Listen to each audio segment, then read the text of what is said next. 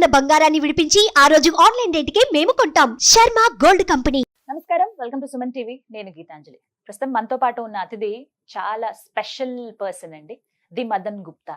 ఈ పేరు చెప్పగానే చాలా మందికి అర్థమైపోయి ఉంటుంది. వారు వృత్తిరీత్యా ఒక డాక్యుమెంటరీ డైరెక్టర్, కానీ వారు చేసేటువంటి పరిశోధనలు మనలాంటి వాళ్ళకి ఒక మార్గదర్శకాలుగా అయిపోయాయి. ఎందుకు అనంటే వారు చెప్పే ప్రతి అంశం కూడా ఇలా ఉంటుందా, మన పురాణాలు కానీ ఇతిహాసాల గురించి కావచ్చు, అలాగే మన చరిత్ర గురించి చాలా అంటే అందరికీ అర్థమయ్యే రీతిలో వారు వివరిస్తూ వస్తున్నారు. మనందరికీ కూడా ఇలా జరిగిందని మనమే ఆశ్చర్యపోయేటువంటి అలాంటి అనుభూతులకి మనం లోనవుతాము. ఇవాల్టి అంశాలు ఏంటంటే చాలా ముఖ్యమైన విషయాలు మాట్లాడబోతున్నాం. అటు శివాజీ మహారాజ్ గారి గురించి, అలాగే ద్వారకా నగర నిర్మాణం గురించి, అలాగే ప్రస్తుతం ఉన్నటువంటి అంశాలు ఏవైతే కొన్ని కాంట్రవర్సీగా మనం చూస్తున్నామో ఇవన్నీ కూడా వారి మాటల్లో ఇవాల్టి డిస్కషన్ లో మీరు చూడబోతున్నారు. ఇక ఆలస్యం చేయకుండా ఇంటర్వ్యూ ప్రారంభిద్దాం. మదన్ గుప్తా గారు నమస్కారం సార్. నమస్తే అమ్మా. ఎలా ఉన్నారు? బాగున్నావమ్మా. చాలా సంతోషం. ఎప్పుడు మీట్ అయినా ఒక ఆత్మీయుల్ని కలిసిన భావన కలుగుతుంది. ఉండాలి, అది ఉంటేనే ఇప్పుడు human relation is what. Correct sir. అది ఉంటేనే బాంధవ్యం, హాయిగా సాంగత్యాన్ని అనుభవించగలం. ఏదో రిజర్వ్డ్ గా కాకుండా ఇంట్లో మనిషిలాగా భావిస్తాం. పెద్దవారు అసలు మీరు చెప్పే అంశాలన్నీ కూడా మాలాంటి వాళ్ళకి ఇంత ఉందా అసలు మనం తెలుసుకోవాల్సిన విషయం అని అనిపిస్తోంది సార్. జ్ఞానము అనేది అపరిమితమైనటువంటి ఇదమ్మా. అది నువ్వు ఎంత తెలుసుకోగలవు చెప్పు. నీ జీవితం ఎంత? నీకు ఒక నచికేతుడు అని ఒక క్యారెక్టర్ ఉంది మన వీటిల్లో. నచికేతుడు నీకు ఒక చిన్న ఇది చెప్తా నేను. చెప్పండి. నచికేతుడు ఏం చేస్తాడా అంటే, వాళ్ళ తండ్రి ఒక యజ్ఞం చేసి ఆవులన్నిటిని దానం చేస్తుంటాడు. ఏదైనా దానం ఇచ్చేటప్పుడు ఉపయోగపడే దాన్ని మాత్రమే దానం ఇవ్వాల. నీకు పనికిరాదు కాబట్టి వాళ్ళకి ఇచ్చేయడం కాకుండా ఉపయోగపడేది ఇవ్వాలి. సో మంచి ఆవుల్ని దానం చేయాల. ఆఖరికి ఒట్టిపోయిన ఆవులు ఉంటాయి ఆయన దగ్గర.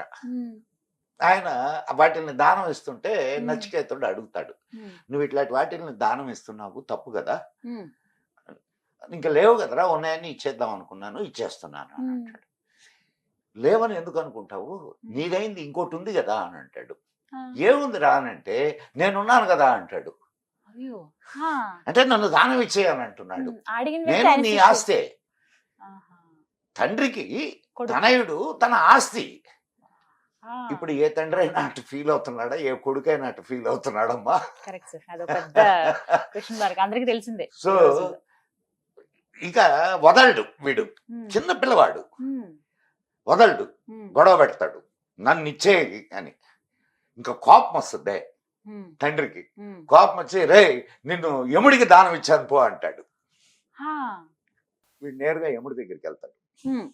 వెళ్ళి ఆడ కూర్చుంటాడు. యముడు ఎక్కడికో పోయి ఉంటాడు. వచ్చింది బ్రాహ్మణ బాలకుడు. అంటే బ్రాహ్మణుడు అంటే నువ్వు తపస్సంపన్నుడైనటువంటి వాడు. వాళ్ళందరూ గజగజ ఉడికిపోతుంటారు. లేట్ అయితే ఈయనకేం కోపం వస్తుందో అని, అయ్యా మీకు ఏం కావాలో చెప్పండి అన్ని ఇస్తామనంటే, యముడు వచ్చేదాకా నేనేం ముట్టుకోను అని అంటాడు. 3 రోజులు అట్నే కూర్చుంటాడు, ఉపాహారం ఆహారం లేకుండా కూర్చుంటాడు. యముడు వచ్చిన తర్వాత అతను ఒక ప్రశ్న, అరే అయ్యా ఎందుకు వచ్చావనంటే, నా తండ్రి నీకు దానం ఇచ్చాడు అని అంటే, అదేం లేదులే, సరే నీకేం కావాలో చెప్పు నేను ఇస్తాను అని అంటాడు యముడు. యముడు దేనికి ప్రతీక? మృత్యువు. ఆయన మృత్యువు కదా. మృత్యువుని నువ్వు ఏం అడగాల? ప్రాణమే అడుగుతారు. మృత్యువుని నువ్వు సపోజ్ మృత్యువు వచ్చి నీ ఎదురుగా నిలబడింది, నువ్వేం అడుగుతావు చెప్పు? ప్రాణభిక్ష పెట్టండి అని అడుగుతాం. ఇప్పుడు మృత్యువు ఇంకా నాకు ఆయుష్ కావాలని అడుగుతాం. నువ్వైతే నచికేతుడు ఏమడిగాడో తెలుసా? ఏమంటాడంటే, నాకు ఏ విద్య నేర్చుకుంటే అన్ని విద్యలు నాకు తెలుస్తాయో ఆ విద్య నాకు నేర్పించంటాడు. ఆ మాట యముడిని అడిగాడు. నీకేం కావాలో కోరుకో అంటే, ఏ విద్య నేర్చుకుంటే అన్ని విద్యలు నాకు తెలుస్తాయో ఆ విద్య నేర్చుకో, నాకు నేర్పు అని అన్నాడు. అరే అది అంత సులభం కాదు, నీకు అగ్ని విద్య నేర్పుతాను, నేర్చుకో అంటాడు. నాకదంతా వద్దు, నాకు ఇదే నేర్పించు. ఆల్ ఇన్ వన్, ఏదైతే ఒకటి ఉందో అదే కావాలి. అదే కావాలి. అది ఏమిటి ఆ విద్య అంటే అది బ్రహ్మ విద్య. నువ్వు బ్రహ్మాన్ని తెలుసుకున్నావు అనుకో, ఇంకా తెలుసుకోవాల్సింది ఏముండదుగా. సర్వం తెలిసినట్టేగా. సర్వం తెలిసినట్టేగా. అది ఎవడు చెప్పగలడు? అది మృత్యువు మాత్రమే చెప్పగలదు. ఎందుకు? మృత్యువు సత్యం కాబట్టి. అంతే కదమ్మా. ఇప్పుడు పుట్టాము, ఖచ్చితంగా చచ్చిపోమనం. మరణం తథ్యం. నేను ఎప్పుడు ఏం చెప్తుంటానంటే, మనిషికి అత్యంత సన్నిహితుడు ఎవడైనా ఉన్నాడనంటే అది మృత్యువు. ఎందుకనంటే ఎప్పుడు నీ పక్కనే ఉంటది. ఏ టైంలో వచ్చి టైం అయిపోయిందా నిన్ను తనతోటి తీసుకొని వెళ్ళిపోద్ది. సో అంతకంటే కాబట్టి మృత్యువుకు భయపడడం ఎందుకు? మేబీ ఒకళ్ళకి వెనక ముందు అవుతుందేమో, కానీ అది ఎవడైనా వెళ్లాల్సిందే. సో ఆ బ్రహ్మతత్వాన్ని, ఆ పరబ్రహ్మ తత్వాన్ని చెప్పగలిగినటువంటి వ్యక్తి ఎవరయ్యానంటే మృత్యువు, యముడు. అందుకని నచికేతుడు ఈ విషయాన్ని కోరతాడు. ఇచ్చారా లేదా? ఇచ్చాడు. ఇస్తే ఆయన ఆ సాధన చేస్తాడు, సత్యాన్ని తెలుసుకుంటాడు. ఏమిటి సత్యం? ఏమిటి సత్యం అయ్యానంటే ఈ విశ్వమంతా నిండి ఉన్నది ఒకటే చైతన్యము. అన్ని ఇప్పుడు నువ్వున్నావు, నేనున్నాను, లేదు అణువు ఈ మొత్తం విశ్వంలో ఉన్నటువంటి ప్రతి అణువు ఆయన చైతన్యంతోనే కదా ఉంది. ఆ విషయాన్ని ఇప్పుడు నేను చెప్పేసాను, నువ్వు తెలుసుకున్నావు, అయిపోయిందా? ఇంత సులభమా? ఇంత సులభమా అది? కానీ దాన్ని అనుభవించగలగాలి. అది నేను రుచి చూస్తేనే కదా నాకు తెలుస్తుంది. అది నువ్వు అనుభవించి, ఎస్ ఈ విశ్వమంతా ఉన్నటువంటి, ఈ సృష్టి అంతా నిండి ఉన్నటువంటి ఆ పరమాత్మ తత్వాన్ని నేను గ్రహించగలిగితే నేనేమవుతాను? ఎందుకు? నీలో ఉన్నది కూడా ఆ పరమాత్మ తత్వమే. ఆ విషయం నీకు అవగాహనకు వస్తుంది, అనుభవానికి వస్తుంది. అప్పుడు అహం బ్రహ్మాస్మి. ఆ మాట అప్పుడు అహం బ్రహ్మాస్మి. ఇప్పుడు కాదు అహం బ్రహ్మాస్మి, నేను బ్రహ్మని, నేనే ఈశ్వరుణ్ణి, నేనే భగవంతుడిని అంటే అది కుదరదు. అవునా కాదమ్మా? కరెక్ట్. సో ఇలా ఏదైనా సరే అది ఆ జ్ఞానాన్ని సంపాదించుకుంటే నువ్వు అంతా సంపాదించుకున్నట్టే. కానీ విడివిడిగా సంపాదించుకోవాలి అని అంటే అన్నిటిని సంపాదించుకోవడం అనేది ఈ జన్మకు కాదు కదా, ఏ జన్మకి సరిపోదు. అది మాత్రం నిజమండి. చాలా అంశాలు ఉన్నాయి మిమ్మల్ని అడగాల్సింది. అయితే నాకు చాలా ఇష్టమైనటువంటి ఒక వ్యక్తి పోతులూరి శ్రీ వీరబ్రహ్మేంద్ర స్వాములు వారు. వారి గురించి అండి మా జనరేషన్ అయితే ఖచ్చితంగా సినిమాలు చూసి, సీరియళ్ళు చూసి, అలాగే వారి గురించి ఉన్నటువంటి కొన్ని ప్రవచనాల్లో విన్నవి కానీ, కొన్ని పుస్తకాల్లో చదివినంత వరకు మాత్రమే మాకు తెలుసు వారి గురించి. అపర జ్ఞానవంతుడు ఆయన. అసలు ఫ్యూచర్ ని ముందుగానే చెప్పగలిగారు ఒక వ్యక్తి అన్నంత వరకే చూస్తారు. అసలు బ్రహ్మం గారు ఎవరు? ఆయనకి ఎందుకు అంత సూపర్ పవర్స్ ఉన్నాయి? ఎలా చెప్పగలిగారు? ఒక విషయం చెప్తాను. నువ్వు కూడా బ్రహ్మం గారే కాదు, నువ్వు కూడా ఆ సాధన చేస్తే నీకు కూడా ఆ శక్తి వస్తుంది. ఆ తర్వాత కూడా ఉన్నారు. బ్రహ్మం గారే కాదు, భారతదేశంలో కొన్ని వందల మంది ఋషులు ఫ్యూచర్ ని దర్శించినటువంటి వాళ్ళు ఉన్నారు. దానికి ఒక సాధన ఉంటది. అయితే బ్రహ్మం గారు ఆయన వేద సారాన్ని ఔపోసన పెట్టినటువంటి మహాత్ముడు.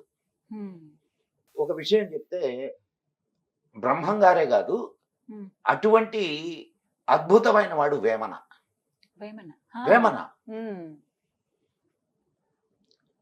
వేమన పద్యాలు ఎంత జీవిత సత్యాలు అవన్నీ ప్రతి ఒక్కరు తెలుసుకోవాల్సింది. వీళ్ళిద్దరూ ప్రాక్టీస్ చేసినటువంటి ప్రాక్టీస్ ఏంటంటే స్వరశాస్త్రం. స్వరశాస్త్రమా? స్వరశాస్త్రం అంటే పాడడం కాదు, ఏదే సరిగమ పదనిసాలు కాదు. స్వరము అంటే శ్వాస. ఈ శ్వాసని ఇడ, పింగళ, సుషుమ్న, సుషుమ్న 3 నాడులు ఉంటాయి. నువ్వు జాగ్రత్తగా అంటే ఎవడు గమనించడు జనరల్ గా ఉమ్, నీకు ఎప్పుడు రెండు ముక్కులు ఆడవు. ఉమ్, గాలి పీల్చేటప్పుడు ఒక ముక్కు ఎక్కువ ఒక ముక్కు ఎక్కువ పీలుస్తుంది, ఆ, ఒక ముక్కు చాలా తక్కువ తక్కువ. పీలుస్తుంది. ఆ. ఇప్పుడు మీరు అన్న వెంటనే గమనిస్తే అర్థమైంది. అవును, అవునా? కరెక్ట్ సరే, కరెక్ట్ అది. నీకు రాత్రిపూట కూడా ఉమ్, కొంతసేపు ఈ ముక్కు కొంతసేపు ఈ ముక్కు ఇటువైపుది ఉమ్, కుడివైపుది కొంతసేపు ఎడమ వైపుది ఆడతాయి, ఉమ్, కొంతసేపు రెండు ఆడతాయి. అది ఆ, సుషుమ్న. ఆ, ఇది ఇడ పింగళ, చంద్రనాడి సూర్యనాడి, ఆ. సుషుమ్న. ఓ, ఈ మూడు. దీన్ని ఇదేంది స్వరశాస్త్రము, ఉమ్, దీని మీద కంట్రోల్. ఉమ్, ఇది నీకు దేన్ని ఇస్తుంది? గాలిని ఇస్తుంది, శ్వాస. గాలి శ్వాసను ఇస్తుంది. ఉమ్, శ్వాస ఏం చేస్తుంది? ఉమ్, ప్రాణ వాయువు. అది ఉమ్, అంటే ప్రాణాన్ని ఉమ్, నీ అధీనంలోకి తీసుకోవడం ఉమ్. ఈ స్వరశాస్త్రం నేర్పిస్తుంది. ఆ. నువ్వు ఎప్పుడు కావాలంటే అప్పుడు ఉమ్. ఏ నాడిని కావాలంటే ఆ నాడిని ఉద్దీపింపజేయొచ్చు. ఓ. ఉమ్. దానికి కొన్ని టెక్నిక్స్ ఉన్నాయి, నా చేతుల్లోనే ఉంటుంది అది. నీ చేతుల్లోనే ఉంటాయి. ఓ. చంద్రనాడి పనిచేస్తూ ఉంటే ఉమ్, నీ బాడీ శీతలత్వాన్ని పొందుద్ది. ఉమ్. Cool సూర్యనాడి పని చేస్తూ ఉంటే ఆ, నీ బాడీ ఉష్ణత్వాన్ని పొందుద్ది. ఉష్ణం. రెండూ అవసరమేగా నీకు. ఖచ్చితంగా అవసరం. ఉమ్, మరీ చల్లగున్నా అది ప్రాణానికి ప్రమాదం, మరి వేడిగున్నా ప్రమాదమే. ఉమ్. కాబట్టి ఈ రెండింటిని Balance. బ్యాలెన్స్ ని మెయింటైన్ చేసేది ఈ రెండు అనమాట. ఓకే. ఉమ్, అండ్ నీకు రాత్రిపూట పడుకుంటావు కదా, ఉమ్, శాస్త్రం ఏం చెప్పుద్దంటే ఉమ్. సూర్యనాడి ఆడేటట్టుగా పడుకొని నిద్రపోవాలి.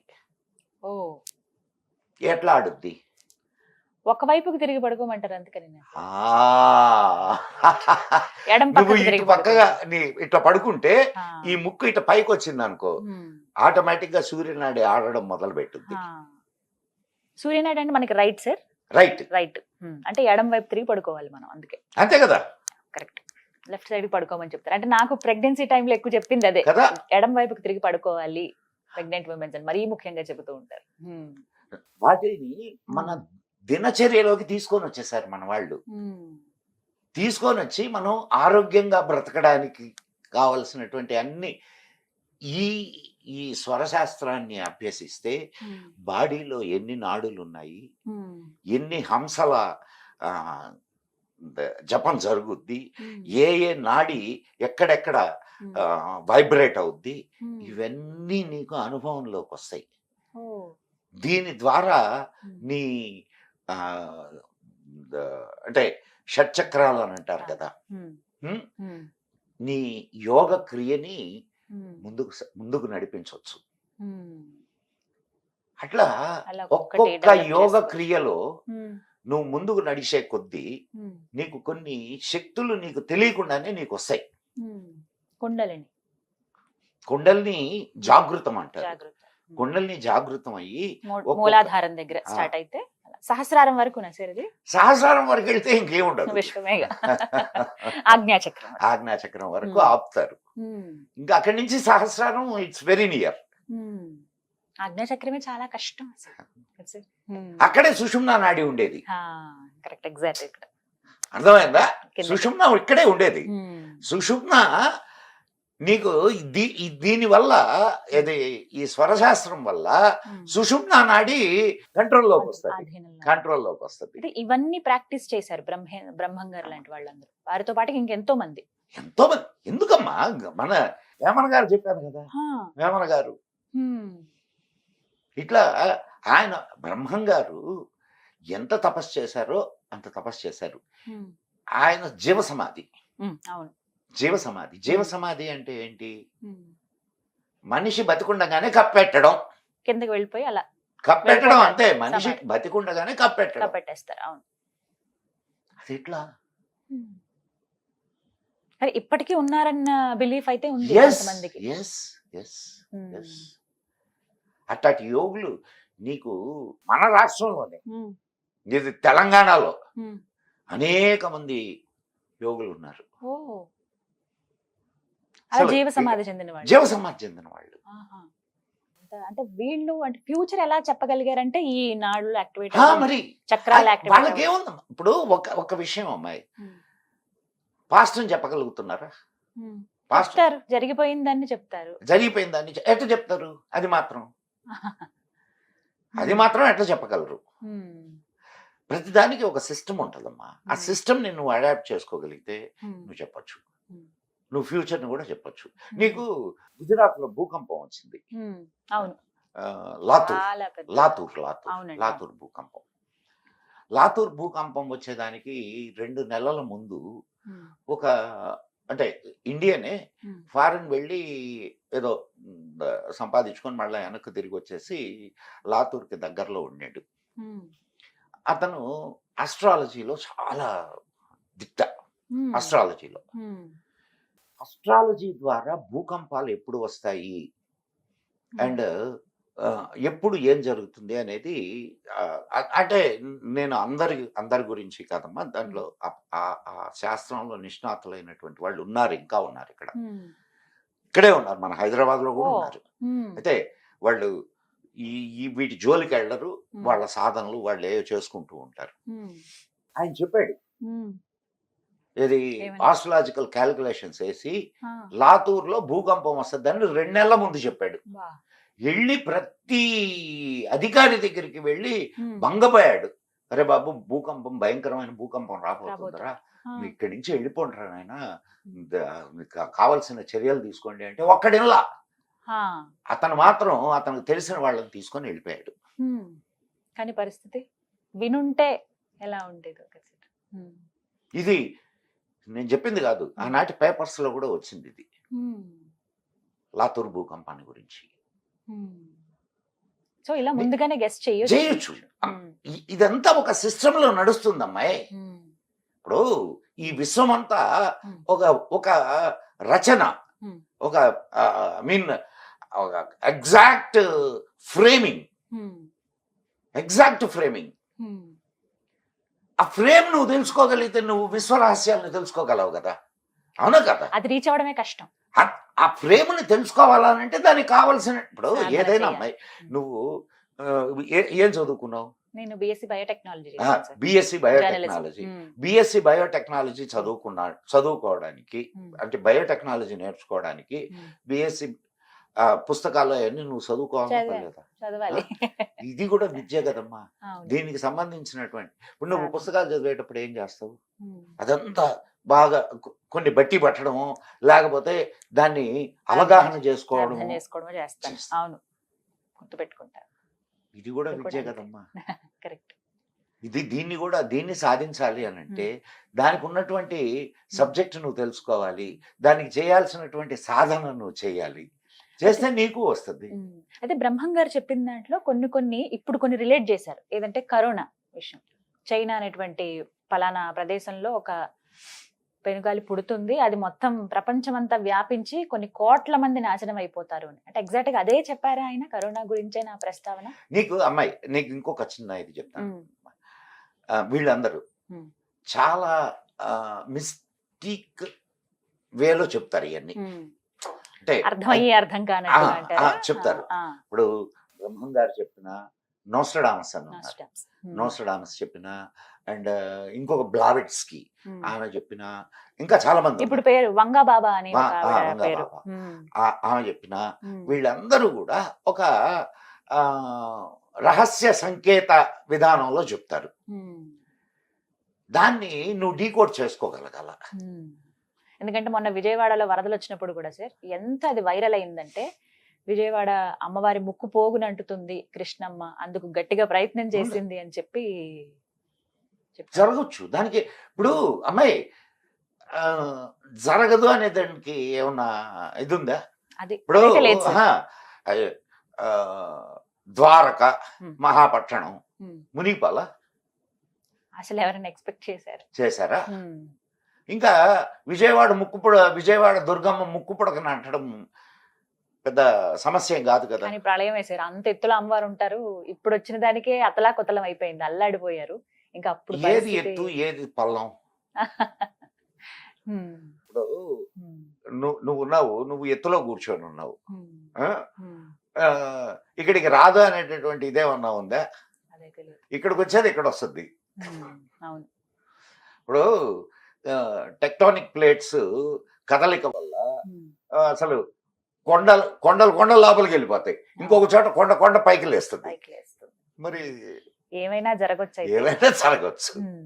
మీకు బాగా ఆశ్చర్యం అనిపించింది ఏమైనా ఉందండి బ్రహ్మం గారు చెప్పిన దాంట్లో పర్టికులర్ గా? ఆయన ఇంకా చెప్పింది కూడా- ప్రతిదీ ఆశ్చర్యమే కదమ్మా. నువ్వు ఏమన్నా ఇప్పుడు ఉమ్, అదే, మసిగుడ్డలు పాత గుడ్డలు మాడ కమ్మేరయ్యా. ఉమ్. ఉమ్, ఈరోజు మనం ఎందుకు నువ్వు లారీలు అవన్నీ రిపేర్లు చేసే ఏరియాకి వెళ్తే ఉమ్, పాత గుడ్డలు పెట్టుకొని ఉంటారు ఆడ. ఉమ్. అవి తొడగడానికి అవే కావాలి, అవే కావాలా, అవే అమ్ము. వాటిలో అమ్ముతుంటారు. ఉమ్. పాత గుడ్డలు మాడ కమ్మేరయ్యా.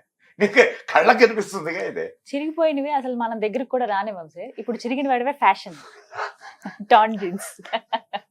సో మొత్తం ఇలా మారిపోయింది. ఆ, ఉమ్, ఆయన చెప్తాడు ఏంటి విమానాలని గురించి, హంసలు అని అంటాడు, ఉమ్, గాలిలో ఎగిరేనయ్యా అని అంటాడు. ఉమ్. వాటి గురించి ప్రస్తావన. చెప్పలే దండనక పొయ్యేరు నరులార మీరు తప్పు తెలియక నడచిపోయేరు.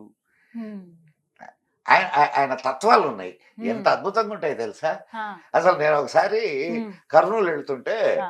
బస్సులో ఉమ్, ఆడవాళ్ళు పెద్దవాళ్ళు ఉమ్, నా ముందు సీట్లో కూర్చొని ఉన్నారు, ఒక నలుగురు ఐదుగురు. ఉమ్, నేను కడప వెళ్తుండాను అనమాట. ఉమ్, కర్నూలులో ఎక్కారు వాళ్ళు. ఉమ్. ఆ, వాళ్ళు శుభ్రంగా ఈ తత్వాలు పాడుతుంటే ఎంత ఆనందంగా ఉందో. వాళ్ళు అవి పాడుకుంటున్నారు. వాళ్ళు పాడుకుంటున్నారు.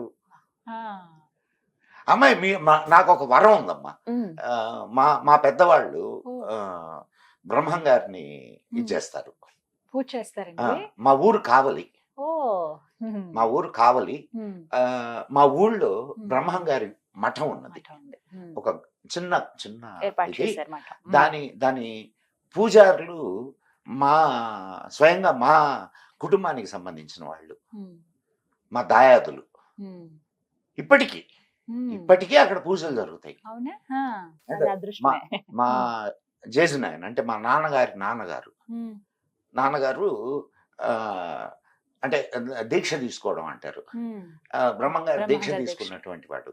ఓ, నన్ను ఒళ్ళో కూర్చోబెట్టుకొని నా చిన్నప్పుడు నాకు ఇంకా బాగా గుర్తది, బా, బ్రహ్మంగారి అదృష్టం కథలు సార్. చెప్పేవాడు. ఆ, అలా మీరు చిన్నప్పుడు అట్రాక్ట్ అయింది ఏదైనా ఉందా సార్ అట్లా?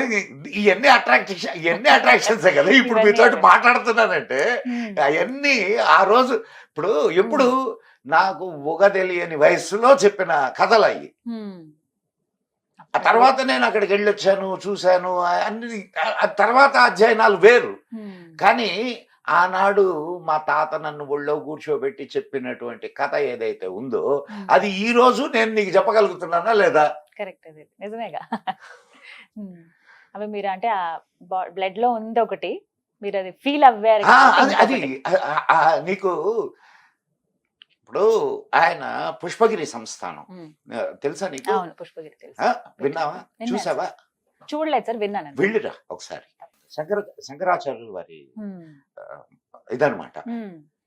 అక్కడ ఎప్పుడు కూడా అమ్మా, ఇప్పుడు ఆయన గొప్పవాడు, ఆదిశంకర్లు మహానుభావులు. ఆదిశంకర్లు మహానుభావులని ఆయన పేరు చెప్పుకునే వాళ్ళందరూ మహానుభావులు అవుతారా? మొట్టమొదటి వ్యక్తి. అవునా కాదు? వారే. ఇప్పుడు అక్కడ బ్రాహ్మణులు ఈయన్ని అడ్డుకున్నారు. అడ్డుకుంటే ఈయన శాపం ఈ రోజుకి పుష్పగిరి పీఠాధిపతి హైదరాబాద్ లోనే ఉంటాడు. బేగంపేట దగ్గర. తెలుసా? తెలుసు. మరి ఆనాడు ఆయన ఇచ్చిన శాపం అది. శాపం వల్ల. నేను వెళ్ళాను అక్కడ ఓ, పుష్పగిరి. అక్కడ అమ్మవారి గుడి ఉంది లోపల. అమ్మవారి గుడి ముందు ఇంతెత్తు శ్రీచక్ర మేరు ఉన్నది. అంత పెద్ద. అంటే నేను చాలా రోజులు అయింది, చాలా సంవత్సరాలు అయింది వెళ్ళి. ఈ మధ్య కాలంలో వెళ్ళలేదు నేను. నాకు చాలా దగ్గర. ఇప్పుడు ప్రొద్దుటూరులో నా చెల్లెళ్ళు ఉన్నారు, అక్కడే నా బావలు. నాకు ప్రొద్దుటూరుకి 3 చెల్లెళ్ళని ఇచ్చాం. కాబట్టి ప్రొద్దుటూరు వెళ్ళినప్పుడల్లా నాకు ఇవన్నీ చుట్టుపక్కలే. కాబట్టి మనం గమ్ముకుంటాంగా, ఎక్కడికి పోయినా తిరిగే కాదు తిట్టే నోరు ఊరుకోదని అక్కడ తిరిగేసి వస్తాం, ఇక్కడ తిట్టేస్తుంటాం. సో ఆ ఏరియాలన్నీ తిరిగి వచ్చాను నేను. అక్కడ ఒక ముసలావిడ చాలా పండు ముసలి ఆవిడ అక్కడ పూజాధికారులు నిర్వహిస్తుంది లేడీ. ఆమెను అడిగితే అయ్యా ఇక్కడ స్త్రీలే ఈ పీఠాన్ని అంటే మేరుని కొలవాలనే ఒక నియమం ఉందయ్యా అని చెప్పింది. మహిళలు మరి మహిళలకు అది లేదు, మహిళలకు ఇది లేదు, ఇవన్నీ ఎంత అవకాశం చూడండి. ఇది గొప్ప ఎంత అవకాశం అండి. మా చాలా గుళ్ళు ఉన్నాయి తెలుసా నీకు, స్త్రీలే పూజ చేస్తారు అక్కడ.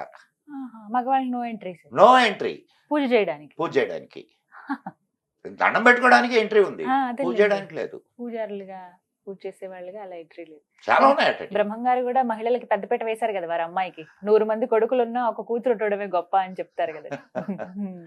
ఎప్పుడైనా అమ్మా ఎందుకు ఇప్పుడు మన ఇళ్లలో కూడా అమ్మాయి పుట్టింది అని అంటే మహాలక్ష్మి పుట్టింది అని అంటే వెంటనే ఆ మాట వస్తుంది. అవునా కదా? మరి అంటే దాని అర్థం ఏంటి? ఇప్పుడు మన ఆడపిల్లల్ని ఇంట్లో కొంచెం ఆంక్షల్లో ఉంచుతున్నారు అని అంటే దానికి కారణం ఏంటంటే సామాజిక పరిస్థితులు, అంతే తప్ప ప్రేమ లేక కాదు. ఇప్పుడు దేన్ని జాగ్రత్తగా చూసుకుంటారమ్మా? విలువైన వస్తువునే కదా జాగ్రత్తగా చూసుకుంటారు. మరి విలువైన వస్తువే కదా, విలువైనదే కదా స్త్రీ, కాబట్టి జాగ్రత్తగా చూసుకుంటారు. కొంచెం జాగ్రత్త ఎక్కువ కావడం వల్ల వచ్చిన సమస్యలు ఇవన్నీ.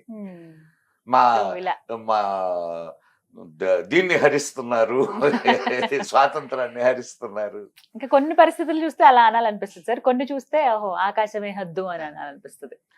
ఇప్పుడు సమాజం అన్న తర్వాత అన్ని ఉంటాయి, అన్ని రకాలు ఉంటాయి. అందరు మనుషులు ఒకేలా ఉంటారు చెప్పమ్మా. సో మీ ఎక్స్పీరియన్సెస్ అయితే ఇలా ఉన్నాయి బ్రహ్మం గారి గురించి. బ్రహ్మాండంగా ఇప్పటికీ వెళ్ళినా మీరు అలా కనెక్ట్ అవ్వగలుగుతారు కదా సార్? అక్కడ ఉన్న ఇదేంటంటే ఇప్పుడు దీని రాబోయే సమయానికి ఉండేటటువంటి అంటే ఫ్యూచర్ ఆయన ఇప్పటి వరకు బయటకు వచ్చింది ఈ కొంతకాలం వరకు అన్నమాట.